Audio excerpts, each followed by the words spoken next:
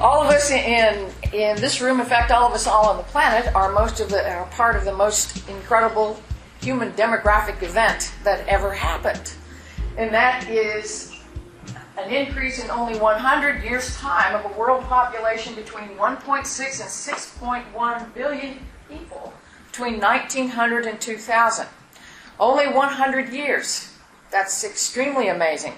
We are a very successful species. In this graph, I think you can see the colors well enough. Europe is red, then North America, Australia, and Japan are in the darker green. You can see that most of the growth, almost all of the growth that has taken place, and that huge expansion, has taken place in Asia, in South America, in Africa, in the developing world. And most of it has happened since 1950. That creates a situation where there's two very different population demographics between the developing world and the developed world. We have virtually no population growth. Actually, the U.S. is the only developed country that is growing at all, and we still have an aging population, certainly. But the population demographics where population is expanding across the world are young and growing. So age structures vary a lot. Now, all of this growth happened for all of the best reasons. Improvements in agriculture that you're all very familiar with, from mechanization of farming before around World War I, to improvements in crop varieties, transport, refrigeration was, of course, major in any capacity, medicine, vaccines and antibiotics, and public health, sanitation being the big key there. But the difference between the developing world and the developed is that all of these things, we took advantage of these things prior in the 1900 to 1950 time. So our our growth had stabilized, birth rates had gone down by then. On the other hand, the advantages of widespread vaccine and antibiotic use, crop varieties, the Green Revolution, didn't hit in the developing world until 1950 on. So there's two different, it is their time for that particular growth. However, things have caught up. Birth rates have declined in the developing world. But the numbers are certainly there, and the projections are there. Certainly that we're expecting a lot of people to dinner in 2050, 9.3 billion people. Now that's an outrageous number to think of, but I'm sure that in 1900 no one would have considered the population that we have today. And it would have seemed very strange to not very many generations ago in our own families. Is it? The other major important thing about the demographics and who we're feeding and what we're eating is that it's becoming a very urban population. All of the world is moving to urban areas. Today, half of us across the planet live in villages, towns, cities. In 2050, 85% in the developed world, almost 70% in the world overall, are urban eaters. That fact, urban living, plus rising income in the developing world, have a huge impact on what we eat and how we eat and what the food chain means to our population as a whole, wherever we will be. I will zoom in on parts of this, but I wanted to spend a moment looking at the dynamics of daily income and food demand. One of the speakers mentioned this morning about how people are eating meat. As soon as you have money, you eat meat, and that is absolutely true. Money changes in everything. That's not news, I guess, is it? This $2 per day, living on $2 per day, is the value considered the hunger threshold. At $2 per day, supposedly, most calorie needs are met, but more protein is needed. Less than that, malnutrition and hunger, and people are eating simply locally available and seasonally available commodities. As approach the hunger threshold, as it were, maybe more processed foods, processed in this case possibly just meaning flour instead of grain, for example, come into the diet. And over that point, things change. But interestingly, this is from a 2010 publication, but in 2009, 48% of the world lived on $2 a day. And that, to demographers, was considered a very big deal because not very long ago in 1981, 60% of the planet was living on less than $2 a day. 17% of the world as a whole lives on about $1. And basically it cracks out to there's a billion of people, billion of our now over 7 billion people on the planet that go to bed hungry at night. But things have changed. I think all of you in your working careers have seen that. Government stabilized beginning in the 80s in South America, in Asia. People started eating. What did they start to eat? Chicken and fish. China has kicked in, tremendous pork consumption. Well, let's look what happens. As soon as income goes over $2 a day, more meat comes into the diet. It's not just meat. It's milk and eggs, any animal protein, fish, certainly. Demand for meat increases as income goes up.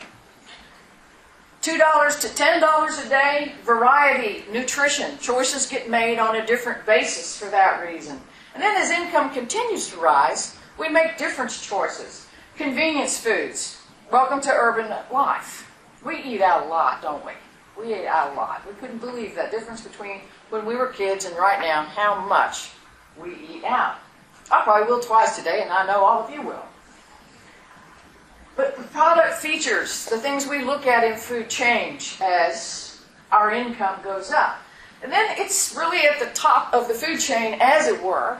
Most affluent consumers, they're the ones that are concerned more, spend more time thinking about ethical issues in food, food-related items, sustainability, the choices they make among food items on a shelf, a brand versus another, has very little to do with the actual nutritional value.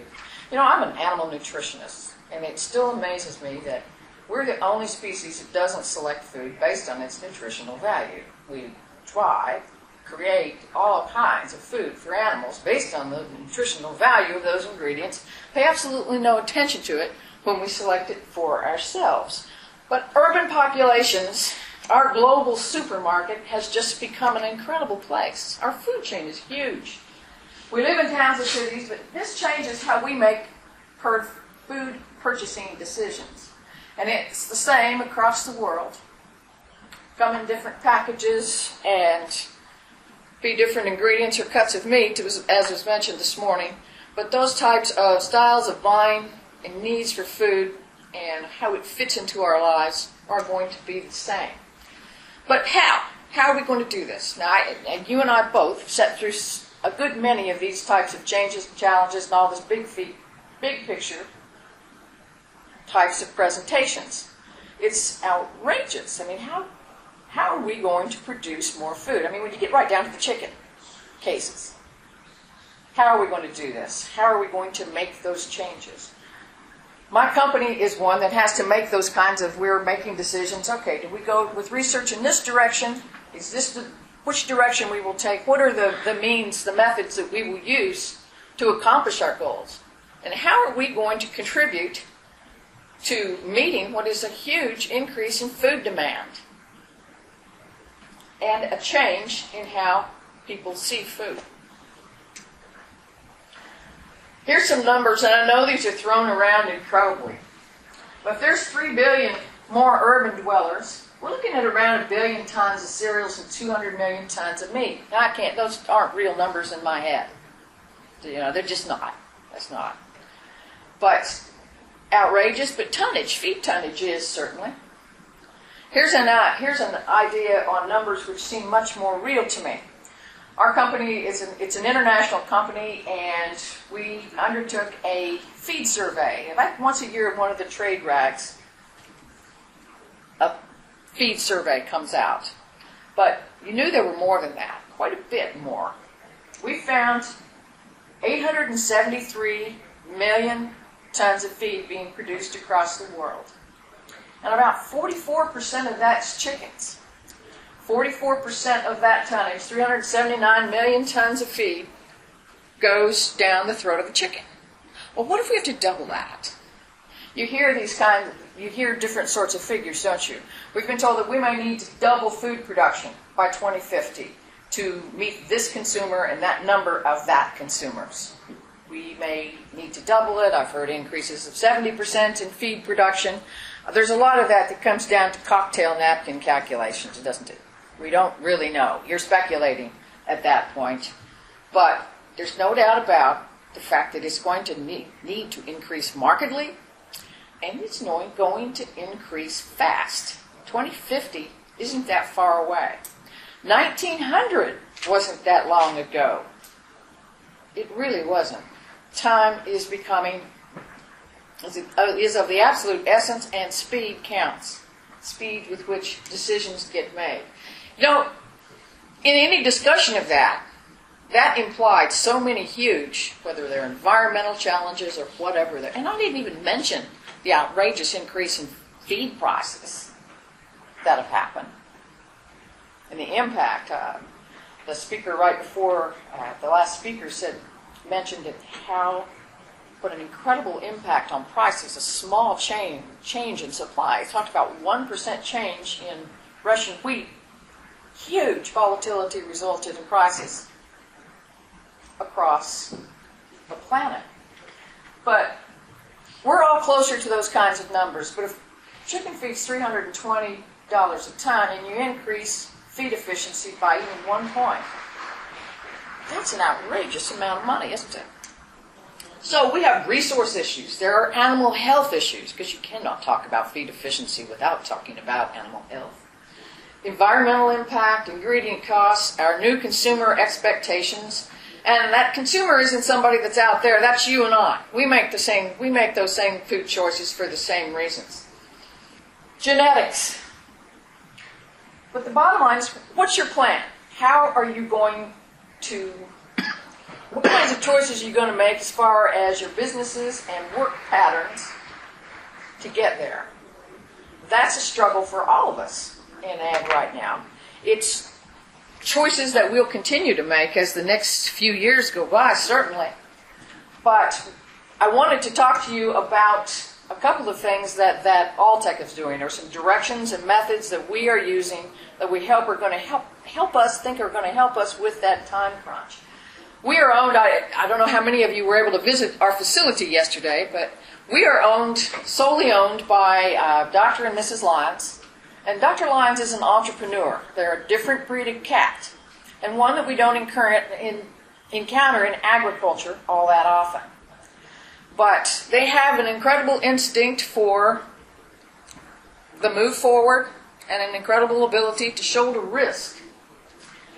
But here's his statement on there. He focuses on adopting technology and moving ahead with it quickly. We must adopt technology, faster pace, and communicate in a way we have never done so before.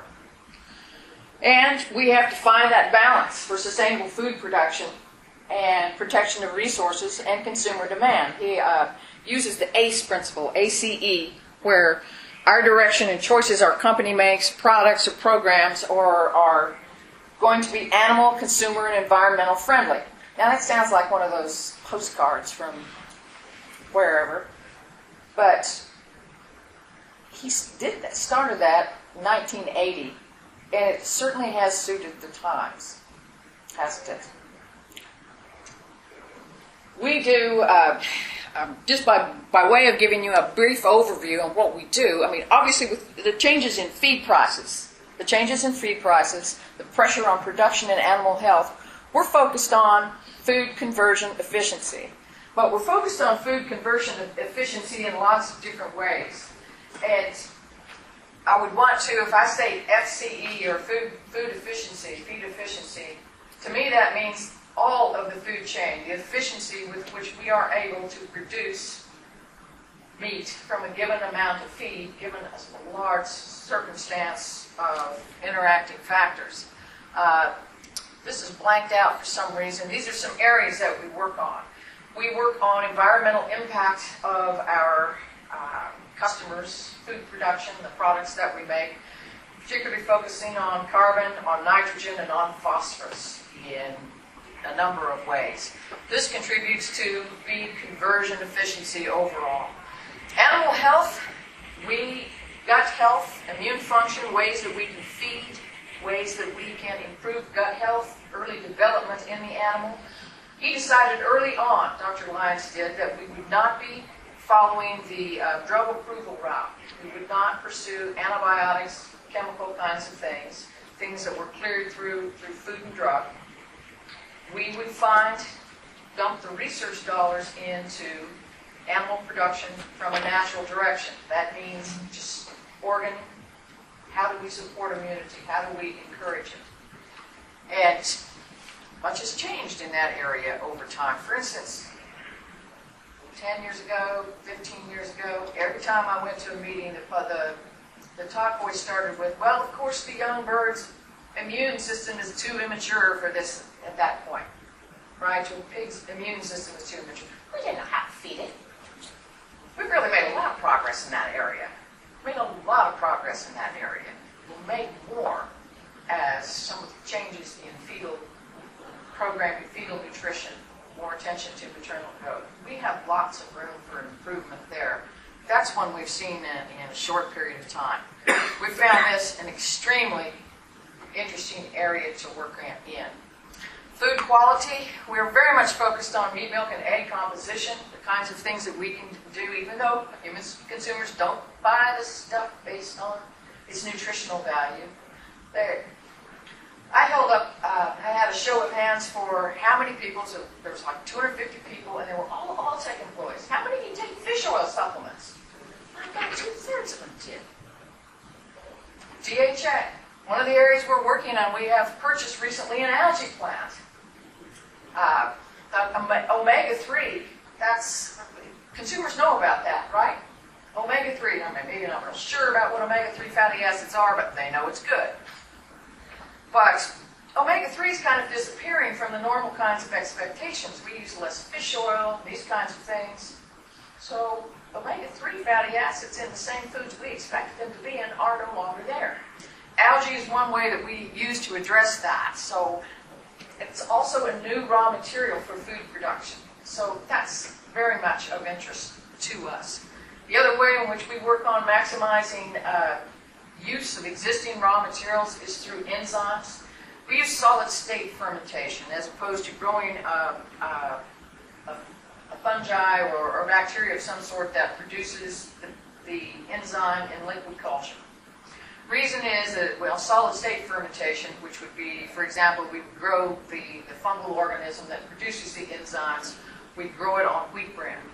Reason is that it expresses quite a wide range of enzymes at that point, fitted to its substrate. That's a lot closer to the substrate that we feed animals. So we're looking to increase utilization of existing feed ingredients and utilize more byproducts from that direction as well. Food safety, mycotoxins and contaminants are huge issues in our industry right now. Two reasons on mycotoxins. One is the amount of usable food they take out of the food chain. A lot of damage to food nutritional value there. And then a lot of damage to efficiency with which any animal converts food to gain. Now, currently we're doing two things. We have a very good analytical group who have recently published methods and are now able to analyze in a single feed sample 50-some toxins. They use instead of the HPLC and single methods for each one, they're using LC, MS methods. They're using the hyphenated technology. Speed and efficiency of that are extremely good. And we make products which are very good at remediation. In other words, we can help protect the animal. But the big change for food supplies that our industry needs to address is to get beyond an occasional mold inhibitor to get something that works. Get something that works to stop mold problems. But this is the one I wanted to spend a little bit telling you about nutrigenomics and about the gene chip technology. Nutrigenomics is the study of the relationship between diet and gene expression. And it is something that we have made a large commitment in our Center for Animal Nutrigenomics to bring this technology in-house. And reason is it's a game changer in animal science. and it lets us know some things we didn't know before. Did any of you tour the facility yesterday? I don't know if were you up at the Nutrigenomics Center? Yes. This will expand more. We have other bioscience centers across the world, and this technology may move into them as well. But why we're excited about this and consider it a game-changing technology for animal science is it's maybe the first time that we actually have a chance to close that gap between nutrition and genetics. We know that meeting those nutrient requirements, and meaning if everything is perfect and the weather cooperates and all of that, we don't always meet genetic potential.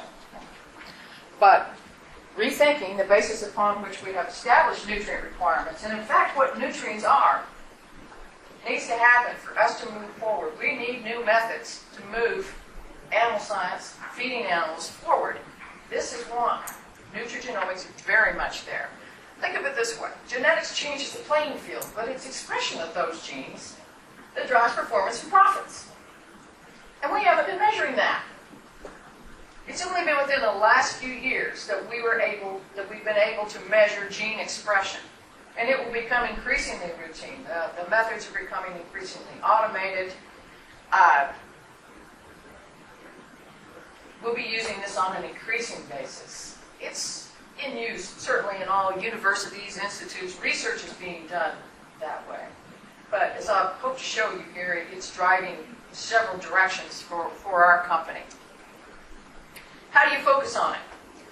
Well, you focus on it using a genomic array or the gene chip. I don't know if you've seen these before or what familiarity I may be giving a much too simple explanation of this for some of you.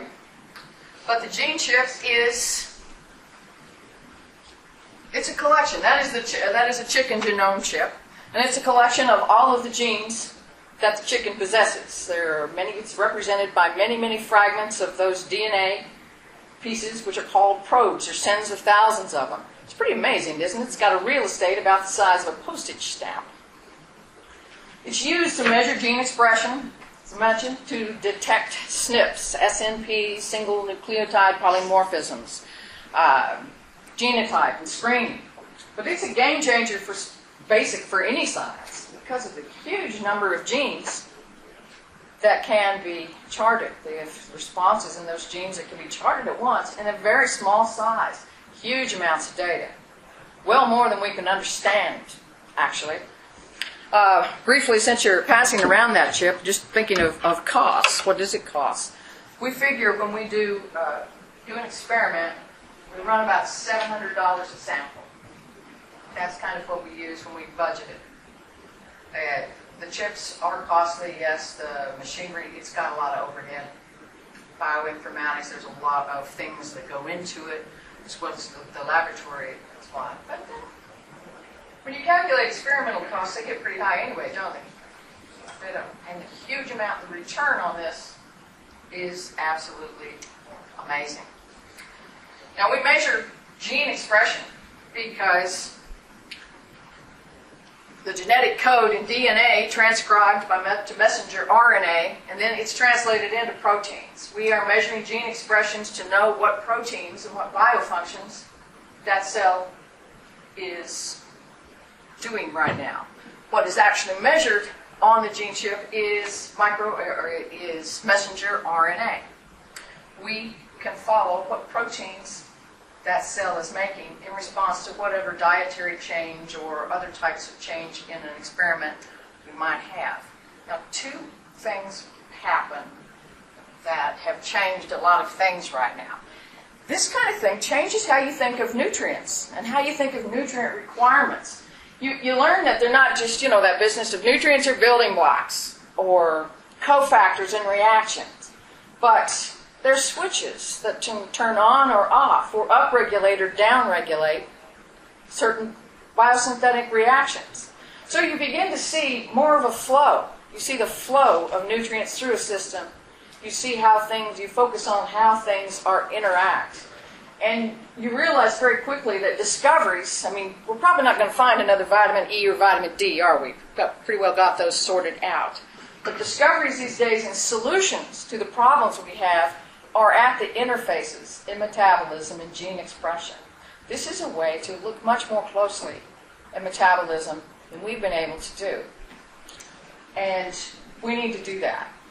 It's also a game changer on the animal science side because it reduces animal testing. Now, those of you that are production-minded saying, okay, you still have to do production trials. Well, of course you have to do production trials. But what you don't have to do is reinvent the wheel constantly. You don't have to redo it. When I did my PhD, there's all kinds of data. You all did the same thing. Tremendous amounts of data. Or you thought, certainly. That's a shadow of what comes out in these types of trials. On top of that, it remains as a library for you to go back and look at. Those gene libraries, those expressions, all that's there. You go back and refer to that. That experiment that you did is not just a paper published and stuck up in the wall or occasionally referred to. It's part of your working amount of information. We can ask harder questions. And let's face it, the easy stuff's pretty well sorted out by now. Interactions. We have a wide product range. We have a wide range of interests in what happens in an animal in response to those kinds of products. We can create experiments. We can look at how things interact in a way we could never repeat statistically in a large animal study. So, it's fascinating. There's much more to learn. This is how we use it. We understand our responses that we get to the products. We understand the mode of action of the products much better. And we can develop products. We see families of gene expression at certain times in the animal's life. We'd really like to see that. For instance, a good example, and it allows us to develop products. It gives us a direction to use our tools very effectively in. An example is we work with an organic selenium. We make Cellplex and commercialized organic selenium in the food animal industry across the world. It's incredible stuff because it does a very simple thing. It's yeast. It's made by yeast. Yeast put selenium in the same form that plants do. So you are giving the animal the form of the nutrient that it adapted, it evolved to metabolize. Obviously, there's going to be some changes in how that's metabolized, certainly. And they're really important when you look at something that was such a high oxidative danger point as like sodium selenite would be. This form of selenium is non-toxic.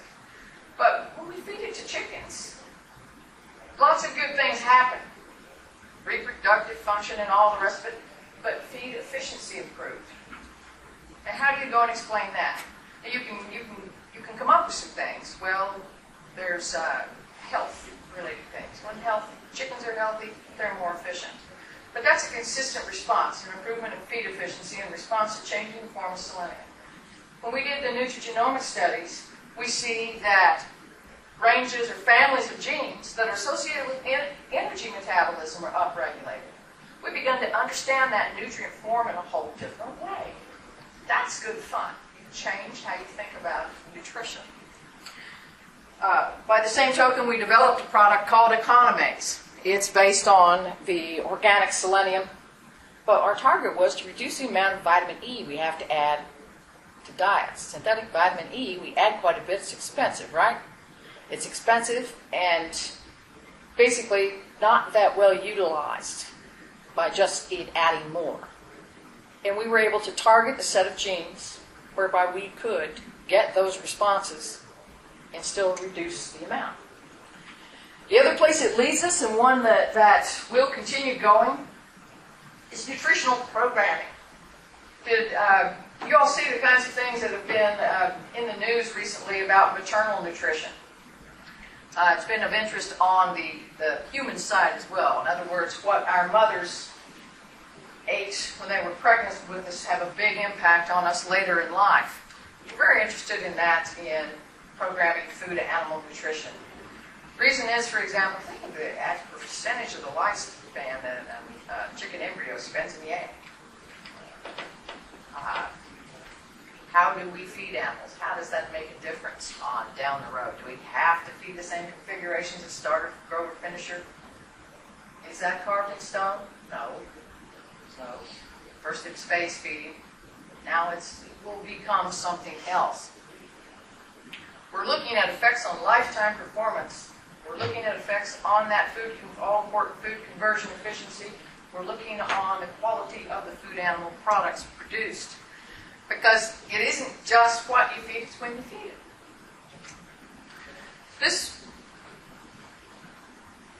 I'm sure that several of you saw these kinds of things in Time magazine on early life nutrition and maternal nutrition on program and human disease.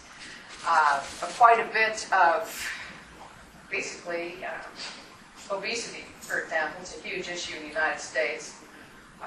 It's basically overeating, of course, but there are some causes and effects.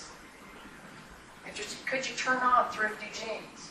Could we be affecting feed efficiency from maternal nutrition in a chicken? We learned that or got that because of the studies that happened on the Dutch hunger winter in World War II. Have you heard about that study? If you haven't, go read it. It's fascinating. What happened was that in late World War II, a population in the Netherlands was very much isolated and many starved.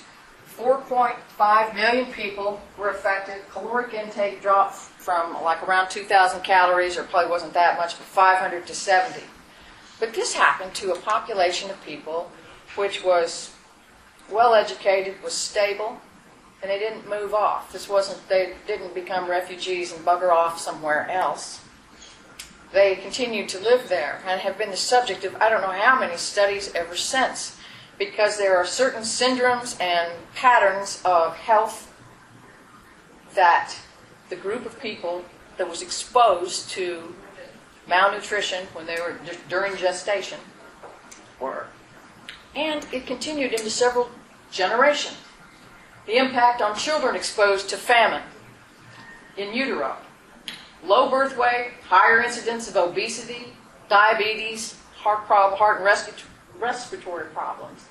And when they follow through the maternal lines, those kinds of responses affected the second and the third generation. That's pretty interesting to animal scientists, isn't it? Very interesting to animal scientists. What is CVD? CV, cardiovascular disease. I'm sorry.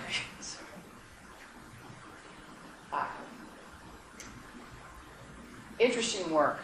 Those people, I don't know how many surveys they must have filled out. Most of that is written in several different ways, and it is worth a read. You can Google it very easily. The papers are open source and so forth. It's very interesting. But why does this happen? Obviously, the genome didn't change, did it? But the epigenome changed. Epi meaning on top of the genome. These are changes, heritable changes in gene expression that occur without changing DNA.